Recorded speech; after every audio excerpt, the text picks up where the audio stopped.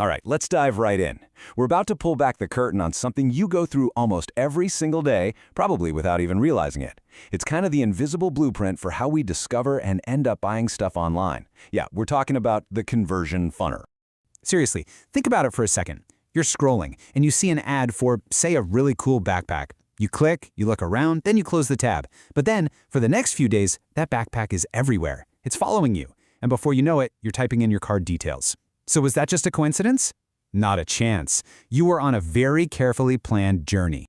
And that journey? Well, it has a name, the conversion funnel. The main thing to get here is that this isn't random. It's a deliberate model. It's a map, really, that businesses use to guide you from that very first, hey, look at this, all the way to, thanks for your order. And you know, like any good map, this one has some clear landmarks. Let's take a quick look at the path pretty much every customer travels down. It pretty much boils down to these 3 core steps.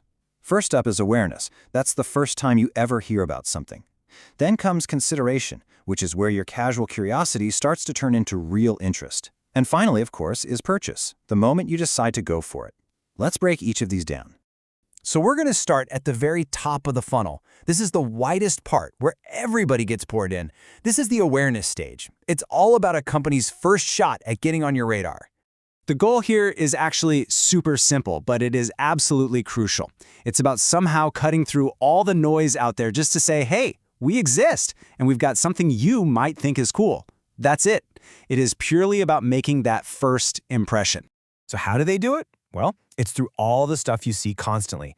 That sponsored post in your social feed, a YouTube review of a new phone, that blog post you found on Google. Yep, those are all tactics designed just to create that initial awareness. And businesses need to know if it's working, right? They measure success here with a few key numbers.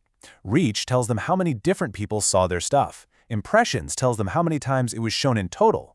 But the really big one is the click-through rate, or CTR. That answers the most important question: were we interesting enough to make you actually click? Okay, so they got your attention, you clicked. What's next? Well, now you've moved down into the really critical middle stage, consideration. Now that they have you curious, the company's goal completely shifts. It's not just about getting seen anymore. It's about being understood and, more importantly, being trusted. They want to take that little spark of interest and fan it into a real flame, showing you why their thing is the right choice for you.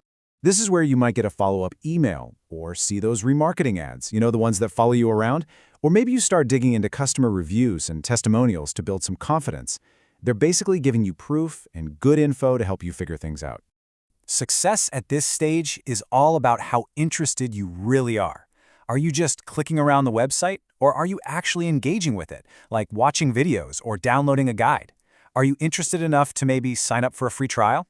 Those actions are signals that you're going from just a casual looker to a serious potential customer. And that brings us to the very bottom of the funnel, the moment of truth.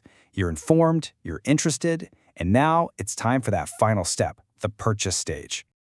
At this point, the goal is crystal clear: turn you into a customer. The business has put in the work to get you this far, and now they need to make buying from them as easy and painless as humanly possible. Any little bit of friction right here could lose the whole sale. And this is where you'll see tactics specifically designed to just kind of nudge you over the finish line. Think about a super simple one-page checkout, or maybe a pop-up with a 15% discount if you buy right now, or even a helpful little chat box asking if you have any last-minute questions. It's all designed to close the deal. And success here? Well, it's all about the bottom line. The ultimate number is the conversion rate. What percentage of all those interested people actually bought something? Businesses are also watching how much it costs them to get that sale, and on average, how much each new customer spends. So that all sounds like a pretty smooth ride, right? From ad to action. But let's be real, the funnel isn't some perfect, slippery slide. It's almost always leaky, with people dropping off at every single stage. So what do businesses do about that? They optimize. Funnel optimization is just the fancy term for the never-ending process of finding and plugging those leaks to make the customer journey as smooth as it can be. And this right here shows the problem perfectly. So a company might reach 10,000 people at that first awareness stage. Great start. But then look, only 500 of them move on to consideration. Whoa, that's a 95% drop-off. And then of those 500, only 100 actually end up buying. So the million-dollar question for this business is, what on earth happened to the other 9,900 people?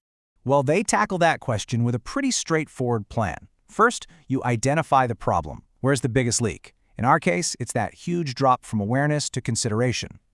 Then, you act on it. You brainstorm ideas to fix it. Maybe the ad was confusing, maybe the website loaded too slowly.